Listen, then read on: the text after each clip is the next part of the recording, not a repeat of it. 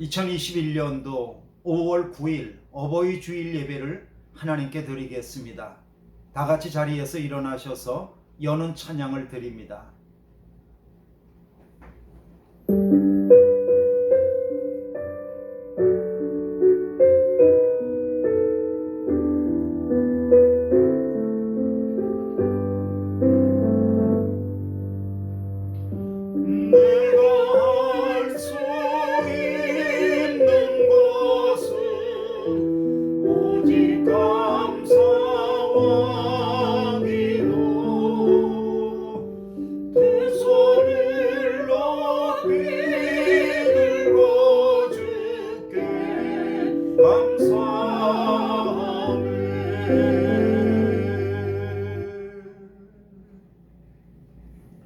네 아버지와 어머니를 공경하라.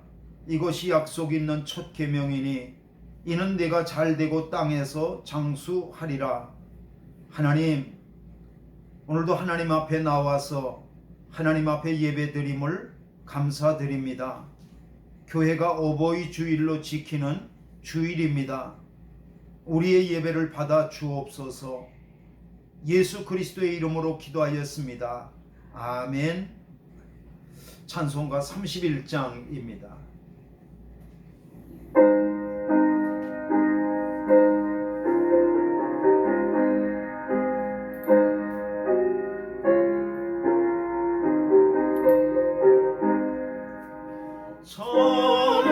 찬양하라 복되신 구세주 예수, 백성들아 사랑을 전하세. 경배하라 하늘의 천군과 천사, 주님 앞에 영광을 돌리세. 목자같이 우리를 지키시고 종일 품에 늘 안아주시니, 찬양하라 높으신 권세를 찬양, 찬양 찬양 영원히 드리세. 찬양하라 복신신 구세주 예수, 우리 대신 고난을 당했네. 구주 예수 영원한 구원의 소망, 경배하며 겸손히 절하세. 찬양하라 우리 주 되신 예수, 그의 사랑 한없이 크셔라. 찬양하라 높으신 권세를 찬양, 찬양 찬양 영원히 드리세. 찬양하라 복되신 구세주 예수, 천사들아 즐겁게 찬양해. 구주 예수 영원히 다스리시니, 멸류관을 주 앞에 드리세. 구주 예수 세상을 이기시고 영광 중에 또다시 오시리. 찬양하라 높으신 권세를 찬양, 찬양 찬양 영원히 드리세. 아멘. 성시교독 42번입니다. 성시교독 42번입니다. 새 노래로 여호와께 찬송하라. 그는 기이한 일을 행하사 그는 오른손과 거룩한 팔로 자기를 위하여 구원을 베푸셨음이로다. 여호와께 그의 구원을 알게 하시며 그의 공의를 문 나라의 목전에서 명백히 나타내셨도다. 그가 이스라엘 집에 베푸신 인자와 성실을 기억하셨으므로 땅 끝까지 이르는 모든 것이 우리 하나님의 구원을 보았도다. 온 땅이여 여호와께 즐거이 소리칠지어다. 소리내어 즐겁게 노래하며 찬송할지어다. 수금으로 여호와를 노래하라. 수금과 음성으로 노래할지어다. 나팔과 호각 소리로 왕이신 여호와 앞에 즐겁게 소리칠지어다. 바다와 거기 충만한 것과 세계와 그 중에 거주하는 자는 다 외칠지어다. 여호와 앞에서 큰 물은 박수할지어다. 산악이 함께 즐겁게 노래할지어다. 아멘. 아멘. 사도신경으로 신앙을 하나님께 고백하겠습니다. 전능하사 천지를 만드신 하나님 아버지를 내가 믿사오며 그 위의 아들 우리 주 예수 그리스도를 믿사오니 이는 성령으로 잉태하사 동정녀 마리아에게 나시고 본디오 빌라도에게 고난을 받으사 십자가에 못 박혀 죽으시고 장사한 지 사흘 만에 죽은 자 가운데에서 다시 살아나시며 하늘에 오르사 전능하신 하나님 우편에 앉아 계시다가 저리로서 산자와 죽은 자를 심판하러 오시리라. 성령을 믿사오며 거룩한 공예와 성도가 서로 교통하는 것과 죄를 사하여 주시는 것과 몸이 다시 사는 것과 영원히 사는 것을 믿사옵나이다. 아멘. 성령 1장입니다.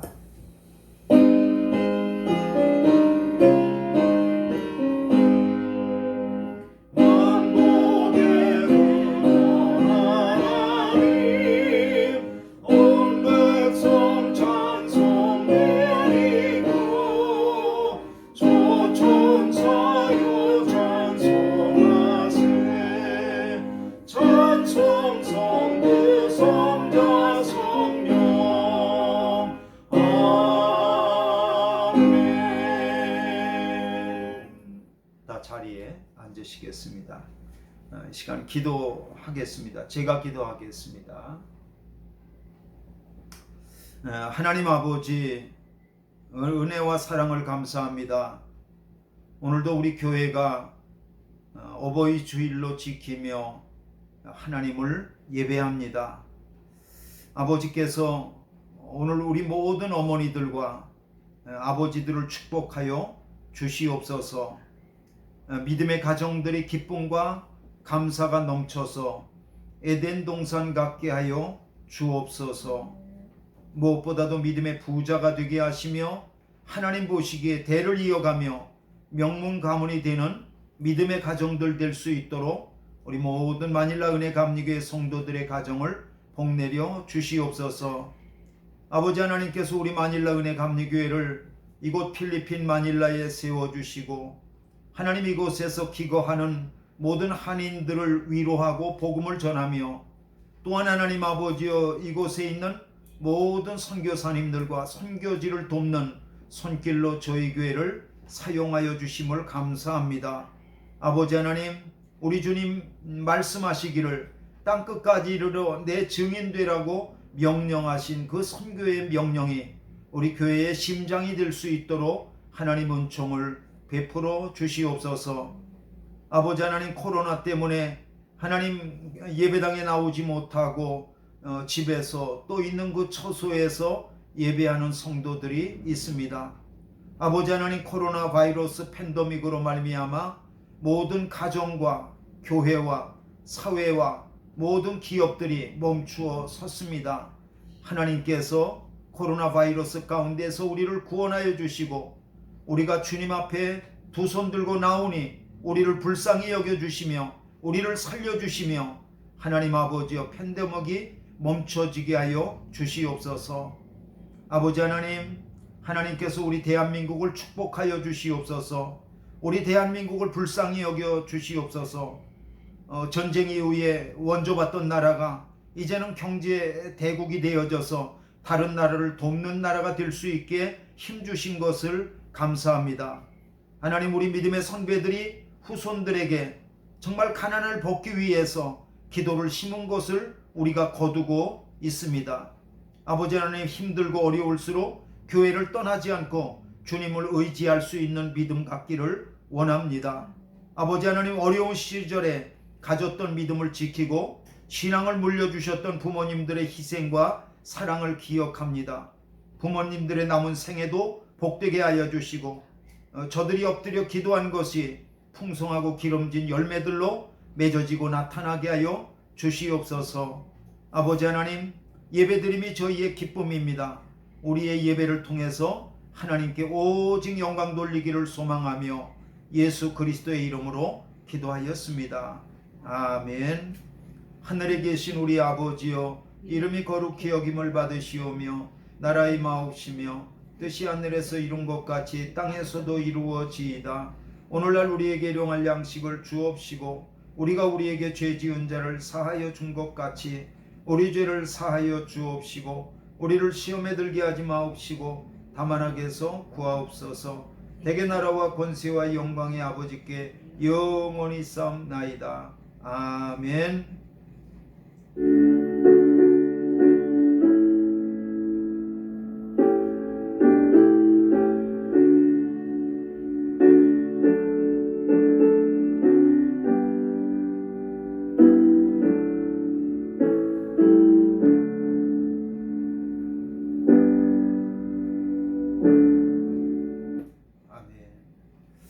이 시간에는 하나님 앞에 드릴 예물을 손에 붙잡고 봉헌 기도를 드리도록 하겠습니다. 기도하겠습니다. 하나님께서 우리에게 주신 믿음으로 말미암아 믿음의 세계를 볼 수 있는 눈을 열어주신 것을 감사합니다.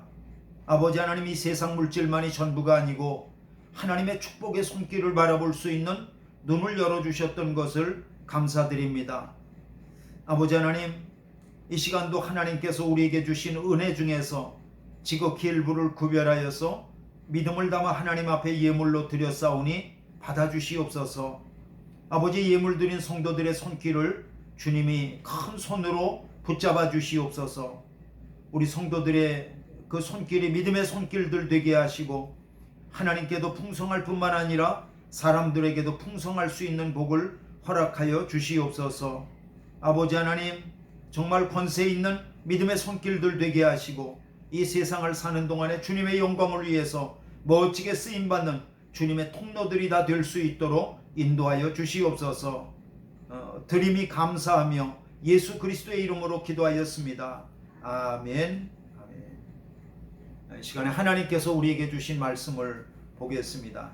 하나님의 말씀은 요한복음 15장 9절로부터 17절까지의 말씀입니다.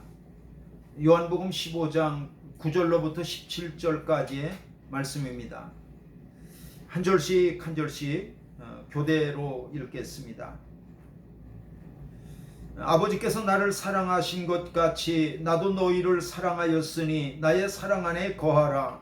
내가 아버지의 계명을 지켜 그의 사랑 안에 거하는 것 같이 너희도 내 계명을 지키며 내 사랑 안에 거하리라. 내가 이것을 너희에게 이름은 내 기쁨이 너희 안에 있어 너희 기쁨을 충만하게 하려 함이라. 내 계명은 곧 내가 너희를 사랑한 것 같이 너희도 서로 사랑하라 하는 이것이니라. 사람이 친구를 위하여 자기 목숨을 버리면 이보다 더 큰 사랑이 없나니 너희는 내가 명하는 대로 행하면 곧 나의 친구라. 이제부터는 너희를 종이라 하지 아니하리니 종은 주인이 하는 것을 알지 못함이라.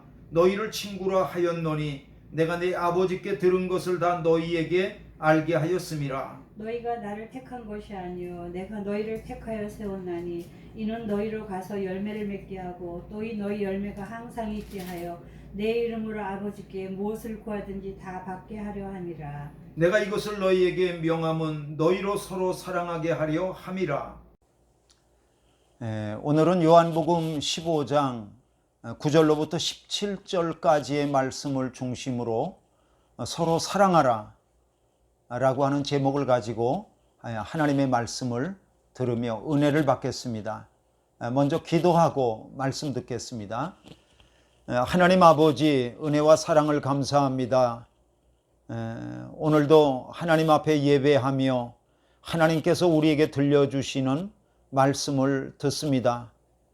그 말씀이 빛이 되셔서 우리의 어두움을 물리쳐 주시옵소서. 그 말씀이 지혜가 되셔서 우리의 미련함을 몰아내 주시옵소서.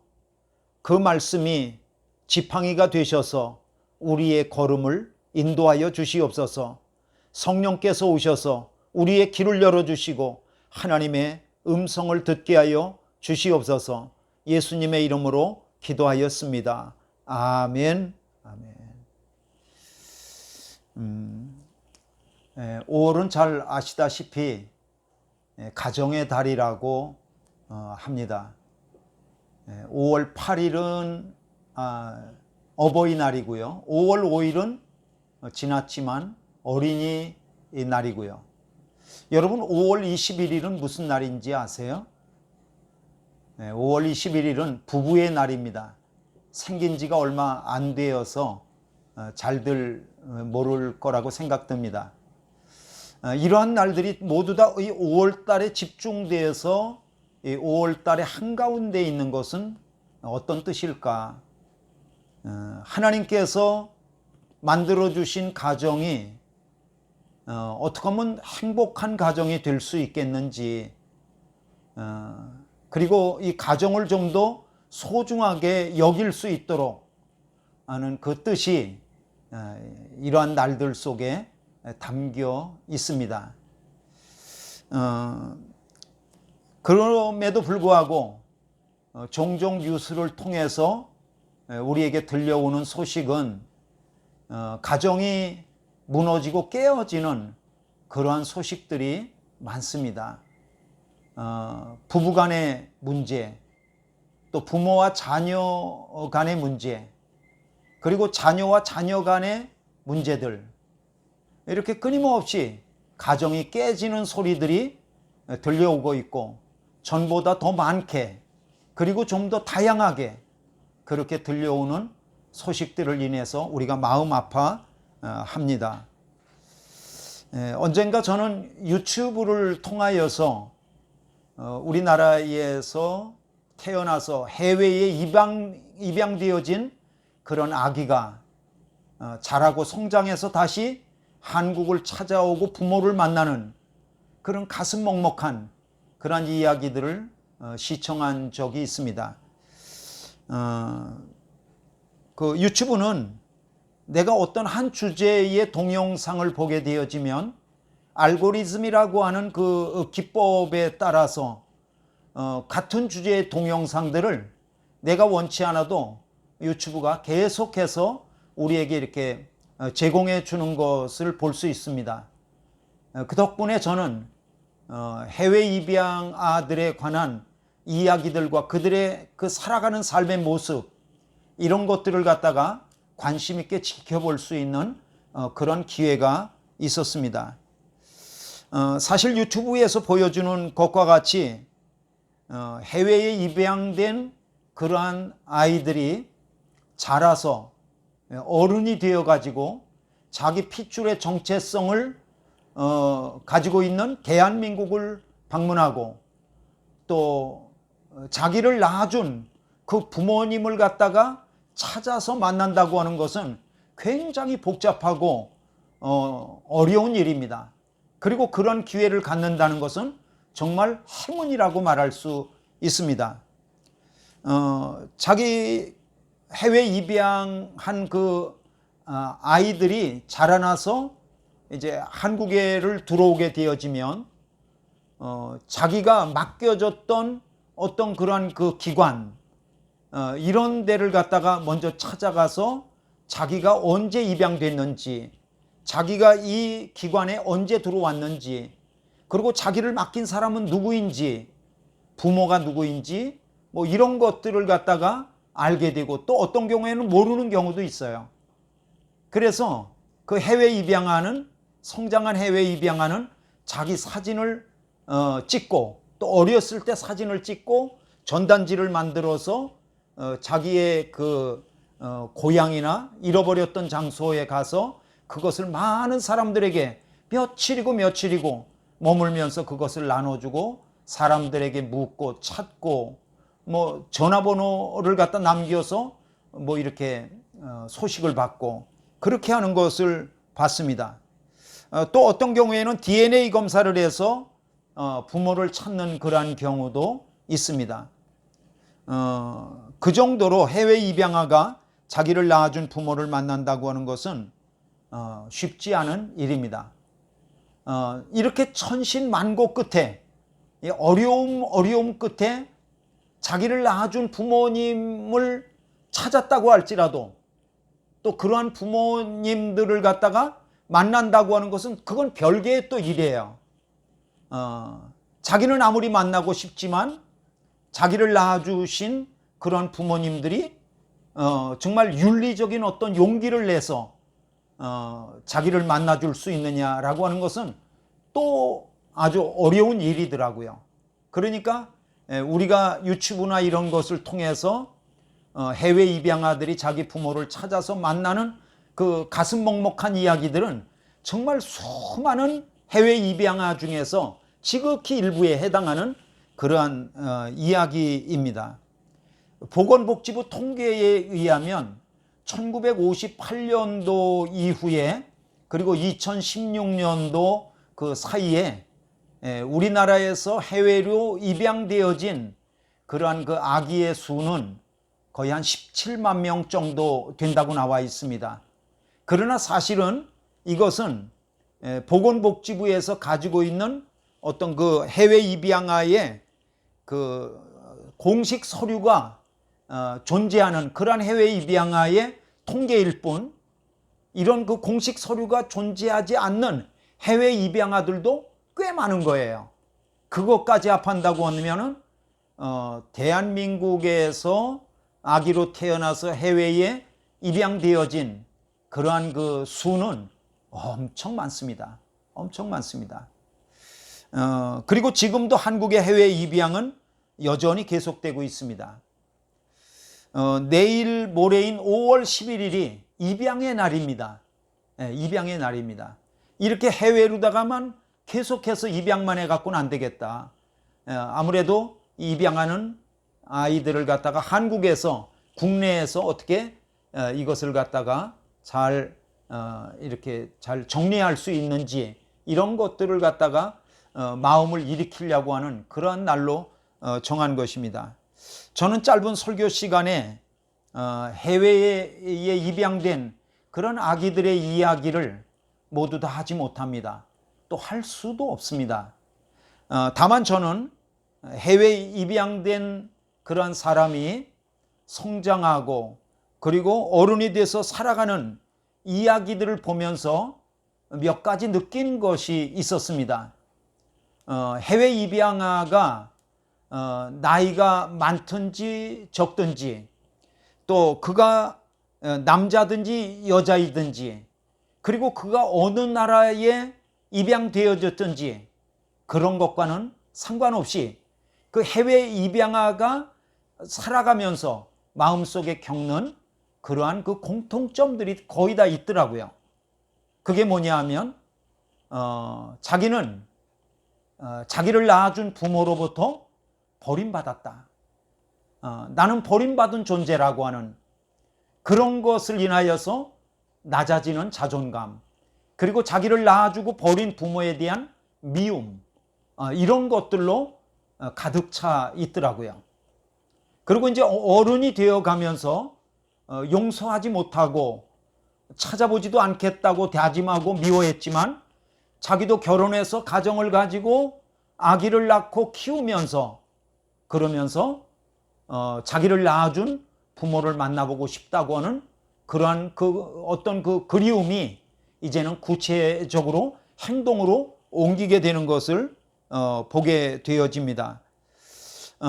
그리고 특별히 그 부모 중에서도 어머니에 대해서, 자기를 낳아준 어머니에 대해서 아주 그 뼛속 깊은 그리움을 간직하고 있습니다. 저는 이 입양아들이 가지고 있는 뼛속 깊은 그 그리움을 선택적 그리움이 아니라 저는 근본적인 그리움이라고 부르고 싶습니다. 그 그리움에 대한 것은 이루 말할 수가 없습니다. 입양아가 태어나서 이런저런 이유로 엄마를 떠나게 되지만 그 입양아가 엄마의 뱃속에서 지냈던 10달이라고 하는 기간은 정말로 그의 잠재의식 속에 깊은 곳에 자기도 미처 알지 못했던 저 밑바닥에 있는 엄마의 사랑이죠. 엄마가 낳고 나서는 어떻게 될지 모르지만은 그 낳고 있는 그 뱃속에 있는 동안은 그거는 사랑입니다. 그러니까 남는 거는 뭐밖에 없냐 그러면은 사랑밖에 없는 거예요. 그런 것을 볼 때 지금 내가 어른이 되어 보니까 나를 낳아준 어머니가 작게 보일지도 모르겠습니다.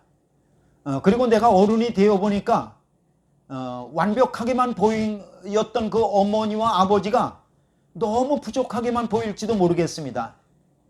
그럼에도 불구하고 나를 낳아준 어머니와 아버지는 낳아준 것만으로도, 그리고 길러준 것만으로도 감사해야 되고 공경해야 될 분들이라고 하는 것을 알게 되어집니다. 오늘 우리는 요한복음 15장을 읽었습니다. 오늘 본문은 예수 그리스도를 믿고 따르는 제자들은 어떤 특징을 가져야 되는지, 이런 것에 대해서 우리에게 말씀하고 있습니다.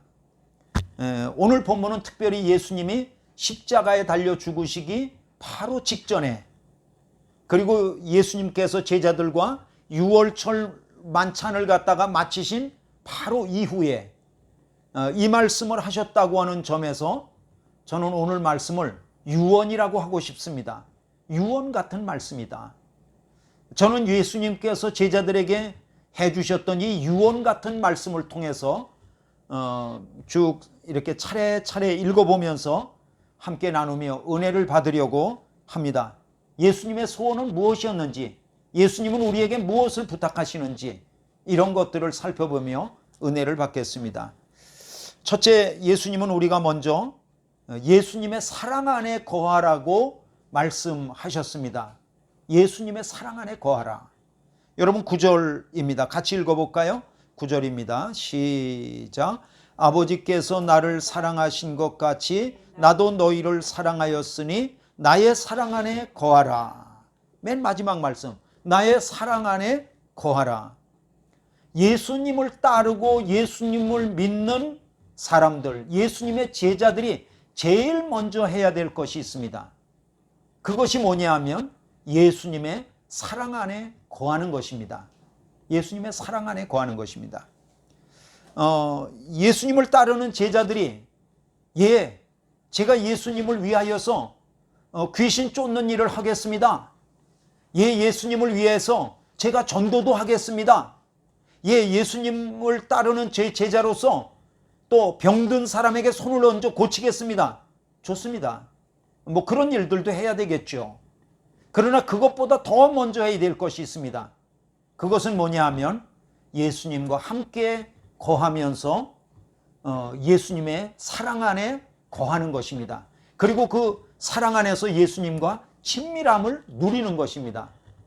여러분, 예수님께서 제자들을 갖다가 부르시고 그 제자들에게 뭐라고 말씀하셨냐 하면 마가복음에 보면 이런 말씀을 하셨어요.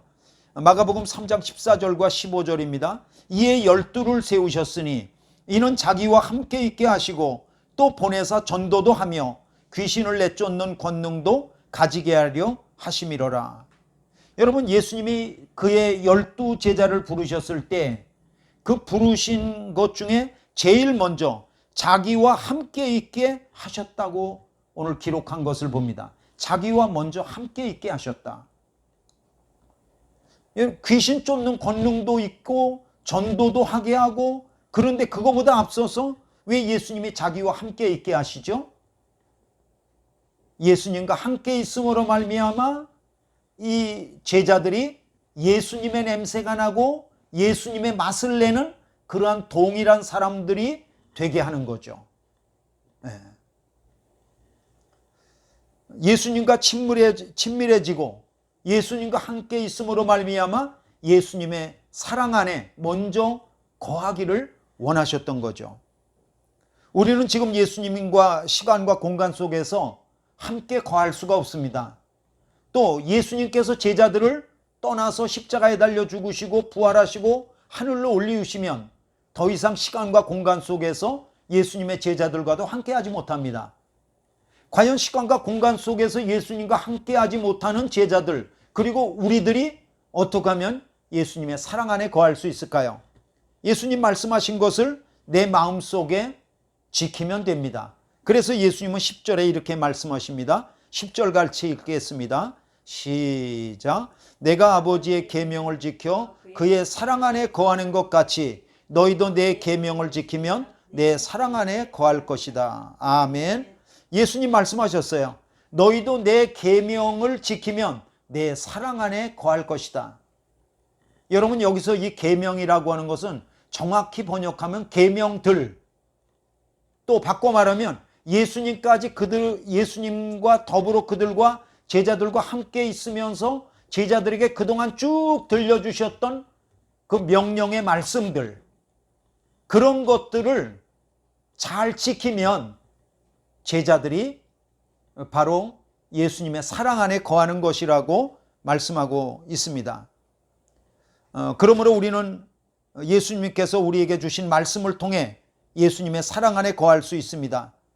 그러므로 매일 아침마다 제가 보내드리는 매일 주님과 동행, 그 하나님의 말씀을 매일 읽으면서 그 말씀을 들으면서 그 말씀을 통해서 예수님의 사랑 안에 거하실 수 있기를 바랍니다.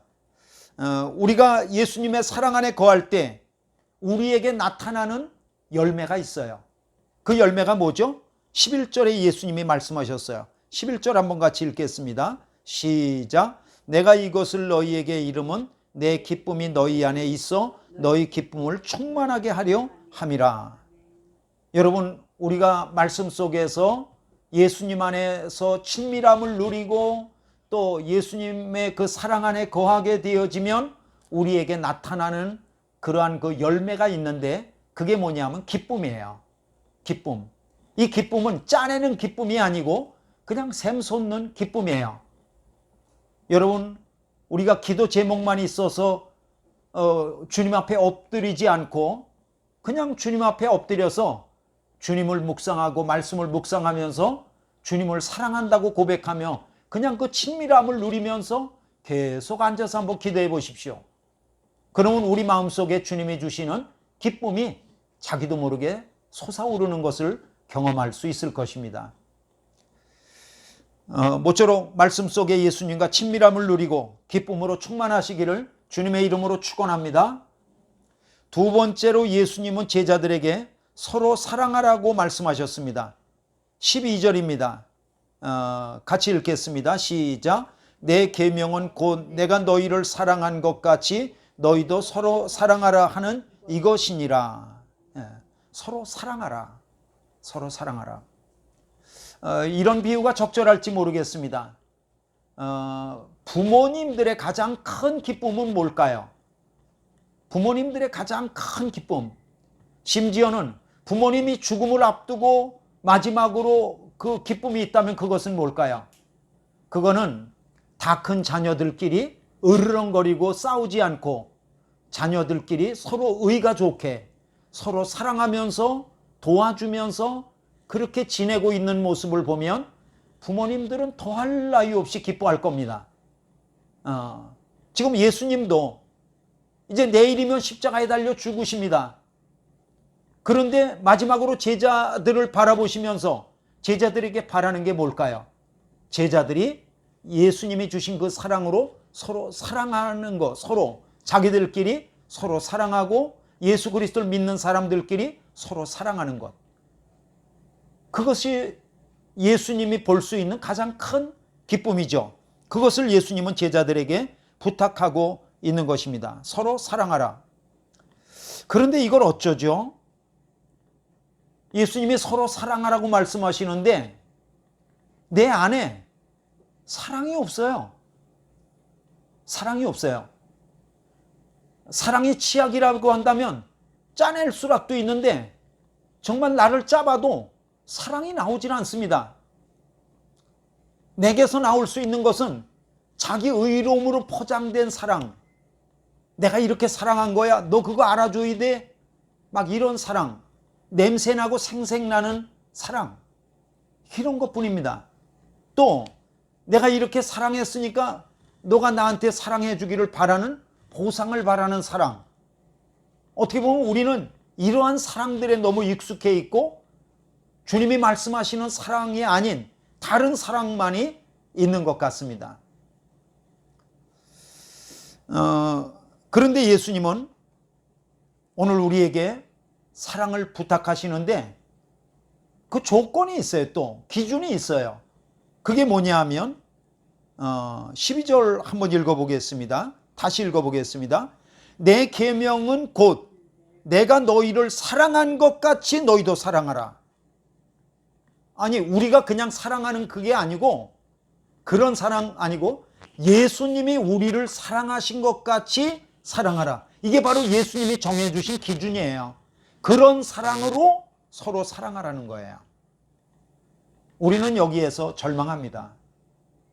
예수님, 우리는 예수님께서 우리에게 부어주신 그 사랑 같은 그런 사랑으로 우리끼리 서로 사랑하라고요? 이건 너무 어려운 말씀인데요. 예수님, 이건 너무 어려운 말씀을 하신 것 같아요.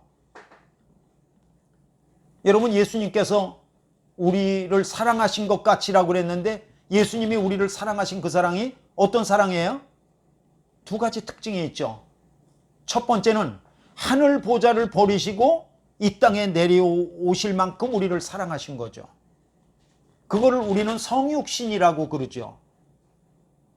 이런 비유가 적절할지 모르겠는데 여러분에게 바퀴벌레를 너무너무 사랑한다고 여러분이 변신해 갖고 바퀴벌레가 돼서 그 우글거리는 바퀴벌레 속으로 들어가라고 그러시면은 들어가실 수 있겠어요? 저는 못할 것 같습니다. 그런데 예수님은 바퀴벌레도 반도 못한 우리를 위해서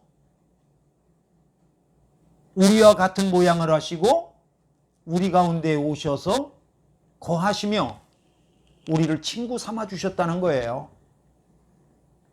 놀라운 사랑 아니에요? 또 예수님의 사랑은 어떤 사랑이죠? 두 번째 특징, 우리를 있는 모습 그대로 받아주신 그러한 사랑이죠. 아무 편견이 없이 있는 모습 그대로 받아주신 사랑이죠. 일본 사람도 있는 그대로 받아들여 주시고, 미국 사람도 있는 그대로 받아들여 주시고, 중국 사람도 있는 그대로 받아들여 주시는 그 사랑, 그렇게 사랑하신 것 같이 우리도 우리끼리 서로 사랑하라고 말씀하시는 거예요.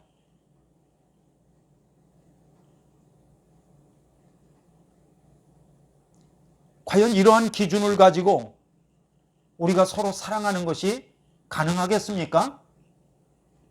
저는 가능하지 않을 것 같습니다. 저는 가능하지 않을 것 같습니다. 그러나 여러분, 주님께서 우리에게 부탁하실 때에는, 그리고 주님이 우리에게 명령하실 때에는 내가 할 수 없다는 이유 때문에 그 말씀을 거절하거나 또 나 자신에 대해서 절망하지 않기를 바랍니다. 비록 내게서는 예수님이 기준이 되는 그러한 사랑을 간직하지도 않고 또 그런 사랑을 할 수 없을지라도 하나님 앞에 간구할 수 있길 바랍니다. 주님, 저는 저 자신에 대해서 절망합니다. 저에게는 그런 선한 것이 없습니다. 주님, 저에게 주님이 말씀하신 것을 행할 수 있는 믿음을 저에게 주시옵소서. 저를 불쌍히 여겨달라고 그렇게 주님 앞에 구하면 주님이 우리에게 주실 줄로 믿습니다. 특별히 말씀을 통해서 예수님과 가까이 오면 그 말씀이 나를 통치해 주시고 그 말씀의 권능이 나를 갖다가 변화시켜 가실 줄로 믿습니다. 여러분, 특별히 요한복음을 기록한 이 요한을 보십시오. 요한은 요한복음 외에도 사랑의 서신이라고 별명하는 요한 서신을 쓴 인물입니다. 그는 예수님께 처음 제자로 부름받을 때 그의 별명이 뭐였어요? 보아노게, 우레의 아들, 성질이 불같아요. 그래서 말을 함부로 하고 잔인하고 사람들을 불태워 죽이겠냐고 그러고 그런 제자들이었지만은 요한이 예수님을 만나고 그 말씀을 듣고 자기 자신에 절망하고 예수님을 의지하게 되어질 때 그가 사랑의 사도라고 별명이 바뀔 수 있었던 것을 볼 수 있습니다. 여러분, 우리는 예수님이 기준이 되는 그러한 사랑을 할 수 없습니다. 그러나 나 자신에 대해서 절망하고 주님을 의지하면 주님이 이루실 줄로 믿습니다. 나는 결코 위대하지 않지만 나를 구속하신 예수님이 위대하시기 때문에 그 말씀을 하신 주님이 우리를 통하여서 이루실 줄로 믿습니다. 여러분, 우리는 짜낼 수 없습니다. 그러나 우리는 통로가 될 수는 있습니다. 예수님을 가까이 하고 예수님을 친밀히 하면 예수님께서 나를 통로 삼으셔서 그 사랑을 흘러나가게 하실 줄로 믿습니다. 이런 은혜가 있으시길 바랍니다. 세 번째로, 예수님은 우리가 서로 사랑하면 우리를 친구 삼아 주시겠다고 말씀해 주셨습니다. 여러분, 14절과 15절 같이 읽어보겠습니다. 시작. 너희는 내가 명하는 대로 행하면 곧 나의 친구라. 이제부터는 너희를 종이라 하지 아니하리니 종은 주인이 하는 것을 알지 못함이라. 너희를 친구라 하였노니 내가 내 아버지께 들은 것을 다 너희에게 알게 하였음이라. 아멘. 여러분, 예수님이 우리를 친구라고 해주신대요. 이게 말이 되는 말입니까? 여러분, 예수님은 주님이시고 우리는 종입니다. 그것도 과분합니다. 그것도 과분합니다. 그런데 예수님은 우리를 더 이상 종이라고 얘기하지 않겠대요. 예수님은 우리를 친구라고 해주시겠대요. 그런데 조건이 있네요. 그게 조건이 뭐냐 하면, 그것은 뭐냐 하면 예수님이 명하시는 것을 우리가 지키면. 그러니까 예수님의 명령이 뭐냐 하면 너희가 서로 사랑하면 내가 너희를 친구 삼아 주시겠다는 거예요. 친구 삼아 주시겠다. 여러분, 행복이라고 하는 것은 관계에서 오는 것입니다. 예수님이 우리를 찾아오셔서 우리를 친구 삼아 주시고 우리를 친구 관계로 해주시면 그 관계 속에서 우리 주님 예수 그리스도의 행복이 우리의 행복으로 변화되어질 줄로 믿습니다. 존 맥스웰이라고 하는 그러한 목사님은 리더십의 대가인데 그분은 이런 말씀을 하셨어요. 최고의 성공은 나를 가장 잘 아는 사람들로부터 가장 많은 사랑과 존경을 받는 것이다. 가장 최고의 성공, 뭐가 성공이냐면 내가 잘 아는 사람들, 나와 가까이 지내고 있는 사람들로부터 사랑과 존경을 받으면 그게 바로 최고의 성공이라고 말했습니다. 그러므로 정말 우리가 예수님이 말씀하신 대로 우리가 서로 사랑하고 그 명령을 지킴으로 말미암아 주님이 우리를 친구라고 말해 주신다면 이거야말로 우리가 최고의 성공적인 삶을 살아가는 것이다. 말씀을 마칩니다. 우리가 인생에서 실패한다고 하면 그것은 돈이 없어서 실패하는 게 아닙니다. 만약에 우리가 인생에서 실패한다고 하면 내가 학교 다닌 가방끈이 짧아서 배운 게 없어서 실패하는 게 아닙니다. 내가 인생에서 만약에 실패한다면 내가 지금 하고 있는 이 일을 성취하지 못해서 실패하는 것이 아닙니다. 나의 실패라고 한다면 그것은 절대적으로 관계에 의해서 실패하는 것입니다. 관계에서. 그리고 이 관계 중에서도 어떤 다른 사람들과의 관계보다도 하나님과 나와의 관계, 예수님과의 나와의 관계, 다른 모든 관계가 깨어진다 할지라도 예수 그리스도와의 관계와 하나님과의 관계가 든든하게 세워지고 그 안에서 하나님이 나를 친구라고 말씀하시고 이 친구 관계가 유지된다고 한다면 그 사람은 결코 실패한 것이 아닙니다. 그 사람은 하나님 보시기에 성공한 거죠. 그러므로 저는 여러분들 모두가 관계에 성공하실 수 있기를 바랍니다. 예수님 말씀하셨습니다. 나를 떠나서는 너희가 아무것도 할 수 없음이라. 요한복음 15장 5절입니다. 바로 우리가 읽은 본문 바로 앞에 있습니다. 너희가 나를 떠나서는 아무것도 할 수 없다. 우리는 이렇게 말할지 모르겠어요. 아니에요, 예수님. 우리 예수님 떠나서도 예수님과 상관없이도 저 지금 잘하고 있잖아요. 보세요. 이렇게 성취했어요. 그럴까요? 그럼 예수님 말씀 틀렸네요? 아니요. 예수님 말씀이 맞아요. 예수님을 떠나서 예수님과 관계없이 예수님과 관계가 끊어지면서라도 내가 이렇게 잘하고 있어요. 그게 잘한 게 아닙니다. 잘한 게 아니에요. 그건 예수님이 말씀하시는 관계의 축복, 관계의 성공이 아니에요. 그렇습니다. 매일매일 말씀과 기도 속에서 예수님과 함께하며 예수님과의 친밀함을 누리시길 바랍니다. 그리고 예수님의 명령하신 그것을 내가 다 감당하지 못하지만 순종하며 감당할 수 있게 해달라고 나의 절망감을 주님 앞에 고백하며 도움을 청하시길 바랍니다. 그리고 예수님과의 관계를 정말 그 축복의 관계, 그 명하신 대로 행하면 친구라고 말씀하시는 그 친밀함의 그 친구의 관계를 늘 유지하는 가운데 저와 여러분의 삶이 성공할 수 있기를 주님의 이름으로 축복합니다. 기도하겠습니다. 하나님 아버지, 은혜와 사랑을 감사합니다.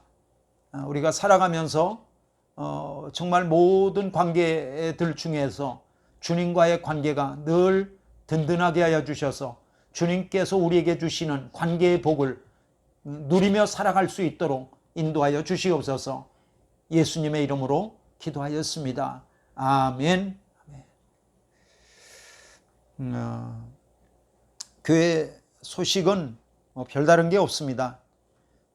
여러분, 코로나 바이러스 팬데믹으로 말미암아서 여러 가지 어려움들이 많으실 줄로 압니다. 가까운 그런 한인들에게서도 코로나에 걸리셨다고 하는 그런 이야기들을 들으면서 마음 아파하고, 이제 코로나 바이러스가 남의 얘기가 아니라 정말 내 피부 가까이 온 이야기들이라고 하는 그런 것을 느낍니다. 개인과 가정이 방역에 최선을 잘 하셔서 늘 건강하게 있으시기를 바랍니다. 예배당 예배는 언제든지 열려 있습니다. 그리고 예배당은 일주일에 한 번 여는 거기 때문에 늘 청정 지역입니다. 여러분들이 방역 수칙을 잘 지키고 예배당에 나오셔서 함께 얼굴들 보시고 그렇게 예배할 수 있기를 바랍니다.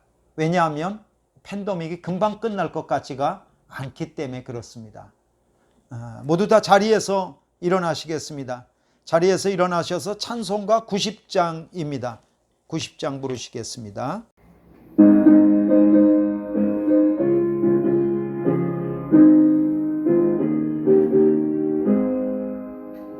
주 예수 내가 알기 전 날 먼저 사랑했네. 그 크신 사랑 나타나 내 영혼 거듭났네. 주 내 맘에 늘 계시고 나 주의 안에 있어 저 포도비유 같으니 참 좋은 나의 친구. 내 친구 되신 예수님 날 구원하시려고 그 귀한 몸을 버리사 내 죄를 대속했네. 주님을 늘 믿으며 그 손을 의지하고 내 몸과 마음을 바쳐서 끝까지 충성하리. 내 진실하신 친구여 그 눈에 내려주사 날 항상 보호하시고 내 방패 되옵소서. 그 풍성한 참 사랑을 네 능히 끊을 소냐. 날 구원하신 예수는 참 좋은 나의 친구. 아멘. 축도하겠습니다. 아버지의 뜻을 죽기까지 따르심으로 효도의 본을 보이신 예수님의 은혜와 우리를 사랑하시되 끝까지 사랑하시는 하나님의 사랑하심과 힘겨운 삶 속에도 효도하는 마음으로 날마다 살아갈 수 있도록 도우시는 성령님의 감화감동하시는 역사하심이 예배드리는 모든 성도들, 그리고 가정 위에, 특별히 연로하신 부모님들 위에 지금부터 영원까지 함께 하시기를 간절히 축원하옵나이다. 아멘.